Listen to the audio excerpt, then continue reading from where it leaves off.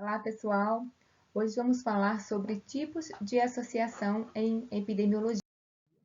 Então, os objetivos dessa aula de hoje é possibilitar ao aluno a compreensão e o aprendizado sobre os principais tipos de associação em epidemiologia e capacitar os alunos ou pesquisadores, professores, a interpretarem os resultados de pesquisas disponíveis na literatura.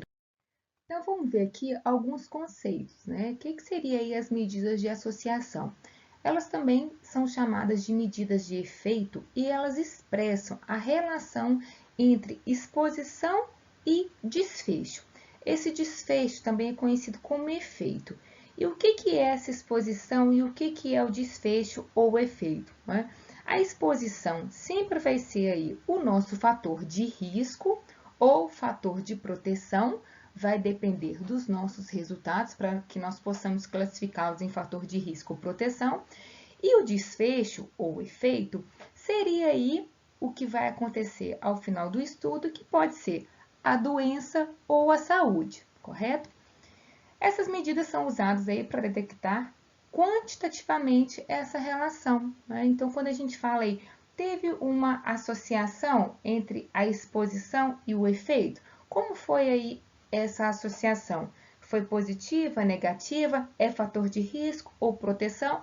Então, isso é feito quantitativamente, né? Nós veremos mais no final dessa aula alguns exemplos que isso vai ficar mais claro para vocês. Nesse momento é importante que vocês saibam o conceito, o que é a exposição e o desfecho ou o efeito, tá? As medidas de associação também indicam a magnitude do efeito de um fator de risco sobre a ocorrência do desfecho, tá? Então, mais uma vez aí, essa magnitude, essa interferência, esse efeito, né, do fator de risco ou proteção sobre a nossa ocorrência do desfecho, que vocês já sabem o que significa.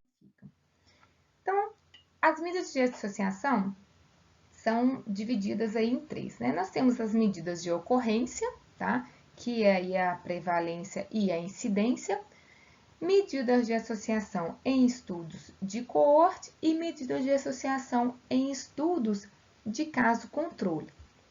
Então, nós vamos ver aí separadamente, né? O foco principal aqui é abordar aí ou o risco relativo ou a razão de chance, né? Então, a gente vai focar mais nessa parte aí das medidas de associação em caso controle e na coorte. Mas, né, para a gente ver que faz parte aí das medidas também, a gente já comentar um pouquinho sobre as medidas de ocorrência.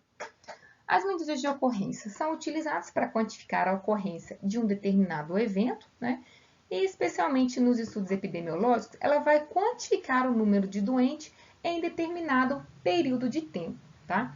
Então, essa questão aí de tempo, cronologia, é que vai diferenciar essas medidas de ocorrência, né? Então, se a gente tem aí os casos que existem em um único determinado momento, a gente chama essa medida de ocorrência de medida de prevalência, e casos novos, que são casos que vêm aparecendo ao longo do tempo, nós temos a incidência. Então, aí, a incidência e a prevalência, né? O conceito de incidência é a frequência de casos novos de uma determinada doença ou problema de saúde. Então, como eu disse para vocês, esses casos, né, eles podem vir não só como uma doença em si, mas alguma situação de saúde, né, oriundos aí de uma população sob risco de adoecimento ao longo de um determinado período de tempo. Então, quando a gente fala esse risco de adoecimento, é porque ela está exposta a algum tipo de fator de risco. Exemplo, poluição, consumo de tabaco, tá? Alimentos gordurosos, etc. Então, aqui é a incidência, né? Ainda que não seja o foco principal da nossa aula, a gente tem aí a incidência absoluta, que é o número de casos por inteiro, né? Inteiro aí, notificados, 146 mil casos de uma determinada doença, né? Em uma determinada população. E a incidência relativa, a gente fala na taxa de incidência de uma determinada doença. Então, quantos casos por 100 mil habitantes, por exemplo? Então, essa relativa sempre a gente vai falar em taxas. A prevalência é definida como a frequência de casos existentes, de uma determinada doença em uma determinada população em um dado momento. Então, a prevalência ela é o somatório desses casos antigos e dos casos novos, ao passo que a incidência é apenas casos novos que apareceram. Então, a fórmula da prevalência é os casos antigos mais os novos, dividido por toda a população, multiplicado por uma constante. Né? Essa constante aí a gente fala que ela é sempre 10 elevado a alguma potência, né? Então ela pode ser, enfim, 10 mil, 100 mil, ok? Depende do tamanho da população. Então, os fatores determinantes da prevalência. A gente vai levar em consideração a incidência da doença, porque se é os casos antigos mais os casos novos, a incidência vai influenciar na nossa prevalência, o período de duração daquela doença e movimentos migratórios, né? Ou seja, por conta de entrada e saída de pessoas. Então, quando a gente utiliza as medidas de prevalência, é muito utilizado na demanda por assistência médica, né? Análise de distúrbios psiquiátricos, doenças crônicas degenerativas, doenças crônicas não transmissíveis, prevalência de doença na população, qualquer uma doença de interesse, né? Então, ela é muito utilizada, as medidas de prevalência, quando a gente quer estudar uma determinada situação de saúde numa específica. Então, quando a gente utiliza a incidência e quando a gente utiliza a prevalência? A incidência a gente utiliza aí para quantificar doenças agudas, agravos agudos, né? Tem alguns exemplos aqui, acidente de trânsito, por exemplo. E a prevalência a gente utiliza para quando a gente quer ir quantificar, né, as doenças crônicas, sejam infecciosas ou não infecciosas. Exemplo, alcoolismo, hipertensão arterial, que são doenças crônicas, né? Então, ela vai acontecer aí por períodos muito longos de tempo. Então, embora seja desejável a medida de incidência dessas doenças, ao menos em condição de pesquisa, só a incidência é que vai medir o risco de adoecimento de um determinado adoecimento, né? Então, o risco de alguma doença. Então, para a gente começar aqui a falar, né, do nosso propósito, dessas medidas de associação nos estudos de coorte e estudos de caso-controle, qual que é, entre os dois, caso-controle e coorte, qual que é aquele estudo, o único, né, que a gente calcula a incidência somente nele? No estudo de coorte. Então, o risco relativo é a medida de associação do estudo de coorte, tá? Isso aí é uma dica para que vocês possam assimilar, né, e não confundirem qual que é a medida de um e de outro. Então, para uma mesma doença, pode haver uma prevalência e incidência diferente, né? Não tem problema, a gente pode ter aí uma alta prevalência de doença e uma baixa incidência, tá? Isso aí é comum de acontecer e não há problema algum. Aqui é uma tabela que diferencia aí a incidência e a prevalência. Eu coloquei ela aqui mais para que vocês possam, né, no tempo de vocês lerem aí esses conceitos, tá? Só mesmo para fazer uma revisão. E aí a gente entra aqui no nosso propósito, né, maior aí dessa aula, que é calcular as medidas de associação em coortes. Então, a incidência é só quando a gente fala em incidência que a gente consegue calcular risco, correto? Então, aqui a gente vai ter o risco relativo, o risco atribuível e o risco atribuível populacional.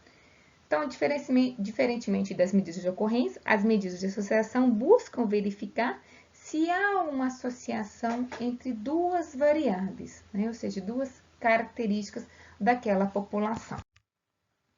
Então, para isso, a gente utiliza a tabela 2x2, né? A tabela 2x2 ela é muito conhecida porque ela vai nos ajudar a realizar aí os cálculos de medidas de associação nesses tipos de estudos de coorte, né? E no caso, controle. Então, aqui a gente tem, né, os doentes e os não doentes, tá? E os expostos e os não expostos, né? Lembra que a gente tem que fazer uma associação da incidência dos expostos pelos não expostos, ok? Então, essa tabelinha vai nos ajudar a interpretar esses dados e a realizar esses cálculos, né? Então, aqui, a letra A, a gente tem os pacientes doentes, expostos. No B, a gente tem os não doentes e expostos. No C, a gente tem aqui os doentes não expostos. E no D, os não doentes e não expostos, correto? Então, aqui no somatório, a gente tem o A mais B, todos os expostos. Aqui no C mais D, todos os não expostos. Todos doentes aqui e os não doentes aqui, ok? E o somatório. Então, essa tabelinha, vocês vão perceber que isso é muito comum de aparecer, inclusive aí em provas de residência, esses cálculos, é importante que vocês saibam.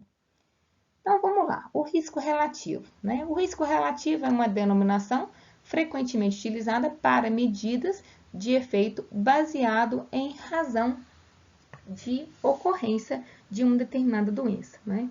Então, ela vai indicar quantas vezes maior é o risco de adoecer entre os expostos comparados com os não expostos, tá? Então, a gente fala que o risco relativo, ele nada mais é que a razão das incidências. Incidência da doença dos expostos dividido pela incidência da doença pelos não expostos. Então, essa fórmula aqui, ela é simples. A gente pega quem? A relação de incidência, que é quem? Quem tem a doença e quem está exposto, dividido por todo mundo exposto. E o C, quem tem a doença e não está exposto, dividido por todo mundo que não está exposto. Então, aí é que a gente vai identificar o número, o valor, né, na verdade, do risco relativo. Então, uma vez que eu encontrei esse valor do risco relativo, eu tenho que saber interpretar esse valor.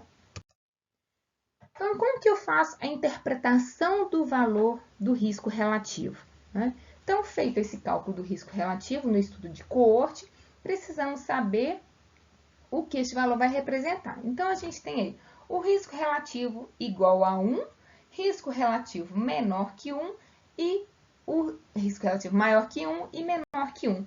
Quando o nosso risco relativo é igual a 1, isso significa que não teve associação entre as variáveis analisadas. Quando eu tenho um risco relativo aí maior que 1, indica uma associação positiva ou um risco aumentado entre os expostos ao fator estudado, né? Ou seja, ao fator de risco estudado.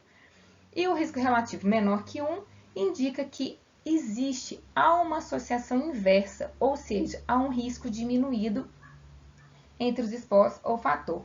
Então, de forma geral, quando o nosso risco relativo é maior que 1, a gente fala que existe aí um fator de risco.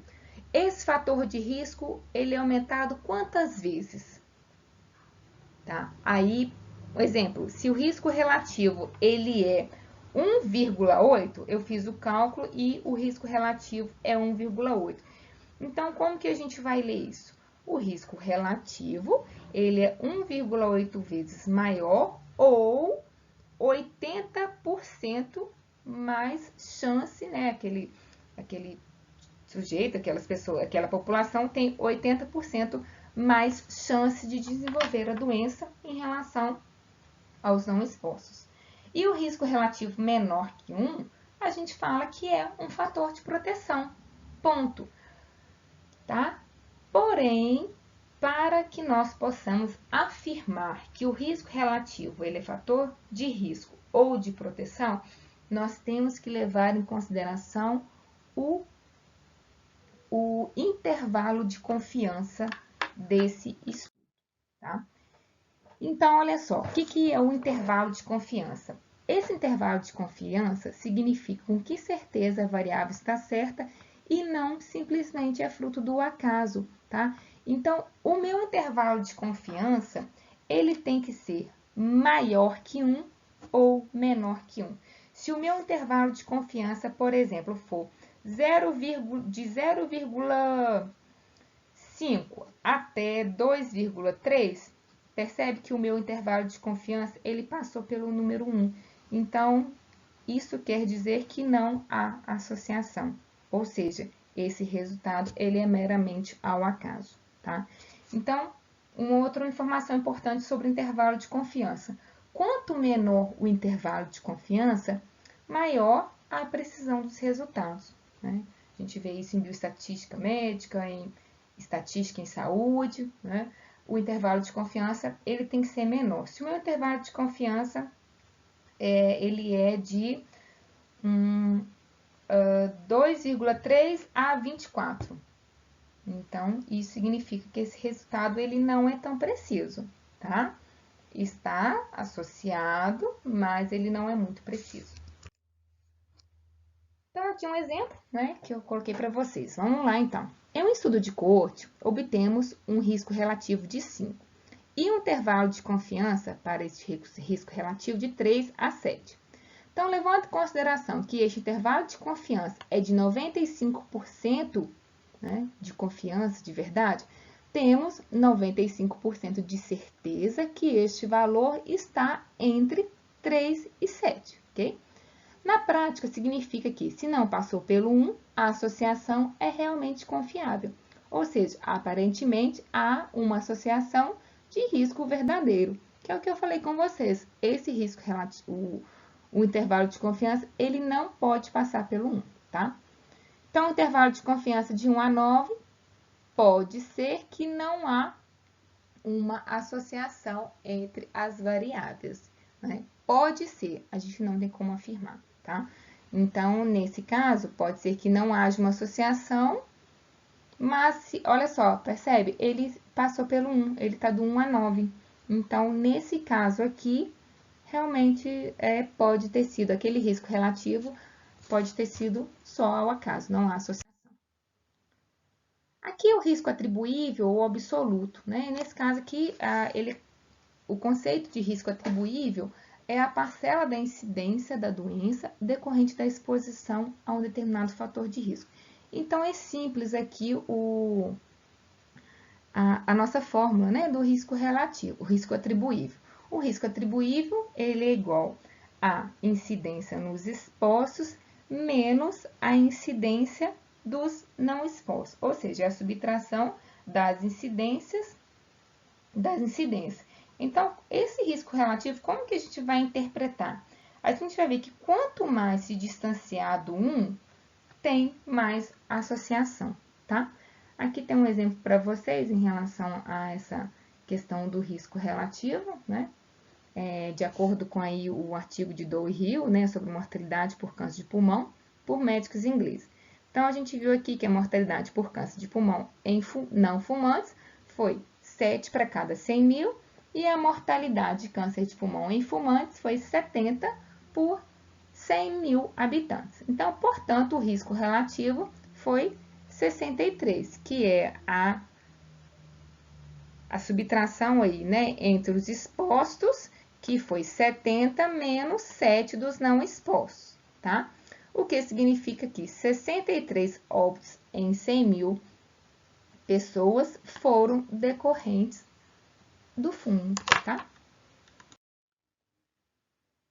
Então, aqui é a interpretação do risco atribuível, tá? Se o risco de adoecer nos expostos é de 0,3 e entre os não expostos é de 0,05, a gente faz aí a subtração, então o risco atribuível é 0,25. Isso significa que para cada 100 expostos, em média, 30 adoecem e em 25 o adoecimento ele é atribuível, ele é associado, ele é relacionado aí àquela exposição. Então, aqui agora a gente vai, para fechar, vamos falar sobre a medida de associação em caso controle. Então, na coorte, a coorte ela é o único estudo epidemiológico que avalia a incidência de doença e a gente utiliza a associação aí, né, a razão das incidências para calcular o risco relativo. No caso controle, a gente vai utilizar a razão de chance, ou odds ratio, tá? Que é o nome utilizado, tá bom? Então, aqui, né, tem até uma pergunta para vocês em relação ao porquê que a gente não usa o risco relativo Então, gente, como no caso controle, a gente parte do pressuposto do fato, né, de ter ou não ter a doença, e na coorte a gente fala sobre o risco de desenvolver a doença, né? Então, na coorte a gente fala qual é o risco de desenvolver a doença. Agora, aqui no caso do caso controle, a gente não fala em risco, mas sim a gente fala quais são as chances de adoecer, ou a probabilidade, né? O termo mais utilizado é chance, por isso que a gente fala razão de chance de acontecer alguma coisa, né? De ter um fator aumentado ou diminuído. Então, para que serve a odds, né? Ela serve para estimar a chance da ocorrência de uma doença e também só faz sentido se a gente utilizar o cálculo do intervalo de confiança. Então, uma dica, se algum exercício que vocês forem realizar e pedirem a interpretação da razão de chance ou do risco relativo, se não tem o intervalo de confiança, vocês não têm como afirmar que existe uma associação entre aquelas variáveis, ok? Então, aqui a interpretação ela é semelhante, né? Ela é análogo aí ao risco relativo. Se o odds é igual a 1, não há associação. Se ele é maior que 1, existe uma associação positiva e o fator pode ser considerado de risco. E a razão de chance, ou odds ratio, né, é menor que 1, sugere aí um fator de proteção. Então, em relação ao fator de risco e proteção, maior que 1, tanto no risco relativo quanto na razão de chance, é fator de risco, e menor que 1 nos dois, risco relativo e razão de chance, é fator de proteção. Então, isso aí já nos ajuda nas interpretações. Então, aqui é o cálculo, né? Como disse, em relação aos casos e os controles, né? A gente tem aí a relação dos casos e dos controles, né? Pego todo mundo, todos os casos. A gente pega aí a razão dos casos dividido pela razão dos controles. Então, A dividido por C, dividido por B, dividido por D. A gente faz cruza, né? As informações e a gente tem a fórmula, né? A vezes D dividido por B vezes C. A gente encontra aí o nosso valor da razão de chance. O valor de P é um valor, né, que vocês também devem levar em consideração. Então, para efeito aí da tomada de decisão, muitos ensaios clínicos consideram a probabilidade menor que 5%, ou seja, P menor que 0,05 como valor limite para considerar que um efeito observado no estudo real não sendo decorrente do acaso. Então, aqui, isto é, a hipótese nula ser rejeitada caso o valor de P seja inferior a 0,05. Né? Então, a gente percebe aí que muitos artigos, né, muitos resultados, muitas tabelas, eles apresentam para nós qual que é o valor de P, né, da significância. A nossa hipótese nula é que não existe diferença entre os efeitos das intervenções, né? É a hipótese nula. Então, se o P ele é menor do que 0,5, a nossa hipótese ela é rejeitada, ou seja, a gente interpreta que existe uma associação entre essas variáveis. Então, aqui eu coloquei para vocês uma tabela, né, resultado aí de um artigo científico. Então, vamos pegar aqui uma determinada variável. Então, aqui, razão de chance do uso de substâncias psicoativas ilícitas e p-valor para as variáveis associadas entre estudantes da UFJF. Então, olha só, eu tenho aqui a variável, ok? Tenho aqui as minhas categorias, o valor de P, eu tenho a razão de chance, que é a minha odds, tá? E aqui eu tenho o intervalo de confiança. Então, olha só, como que a gente vai ler essa tabelinha aqui? Sexualidade. Então, aqui eu tenho os heterossexuais e os homossexuais. Nesse caso aqui, pessoal, para a gente chegar a esses resultados, foi realizado aqui um modelo de regressão multivariado, tá? Então, aqui, percebe o meu p-valor? Ele é menor que 0,05, ou seja, então a minha hipótese nula, ela é rejeitada, certo? A hipótese nula é que não há associação, então, se ele é menor, existe associação. Qual que é a minha razão de chance? 3,07. Ok, mas para eu ler a minha razão de chance, eu tenho que levar em consideração o intervalo de confiança. O meu intervalo de confiança ele é maior que 1? Sim. Se fosse 1, daí a gente pensaria que não haveria associação, mas ele é maior que 1. Então, como que eu vou ler, nesse caso aqui, essa variável específica? Então, os estudantes homossexuais ou bissexuais têm 3,07 vezes, né, mais chance de usarem substância psicoativa ilícita em relação aos heterossexuais. Esse número 1, gente, é o valor de referência. Então, a gente vai sempre comparar uma categoria em relação a 1, ok? Ou uma outra forma de ler esse dado eu posso ler dessa forma. Percebe? Passou de é maior que 1, certo? A minha odds, né? Então, é maior que 1. Então, quando a gente quer falar em percentual, a gente 3 menos 1, 2,07. Quando a gente passa isso para percentual, fica 207 chances a mais de desenvolver de uso, né, de substância ilícita em relação aos heterossexuais. Vamos ver essa variável aqui. Atividade de lazer que dedica mais tempo. Então, nós vimos aqui, a minha variável de referência é outras atividades. Mas que outras atividades seriam? Lembra quando a gente fala, quando a gente vai categorizar, que é importante que a gente tenha menos variáveis possíveis, né? Menos categorias? Então, aqui nós ficamos com 3, ok. Lazer fora de casa. Olha o valor P. Ele é muito maior do que 0,05, certo? Razão de chance, ok, que deu 0,82, ou seja, menor que 1. Poderia ser um fator de proteção. Porém, vocês podem ver que o meu intervalo de confiança ele passa pelo 1, né? Então, como ele passa pelo 1, eu não tenho como avaliar. E naquela outra tabela, o lazer dentro de casa, ele é menor, ele tem significância estatística. A minha razão de chance é menor do que 1, tá? E o meu intervalo de confiança não passa pelo 1, tá? Então, a gente vai falar que aqui os estudantes que realizam atividade de lazer dentro de casa pode ser um fator de proteção, tá? Então, o mais importante é saber analisar o significado e não calcular. Na verdade, quando a gente fala, né, vocês estão aí, vocês são médicos, né, profissionais de saúde, vão estar aí lendo artigos científicos, então vocês precisam saber ler. Mas, para fins de disciplina, de provas de concurso, de residência, vocês precisam sim saber aquela fórmula para calcular. Então, percebe? Quando vocês entendem o porquê, né, igual a gente pega aí na coorte, é a razão das incidências. Então, quando vocês sabem calcular a incidência, então fica fácil de calcular, tá?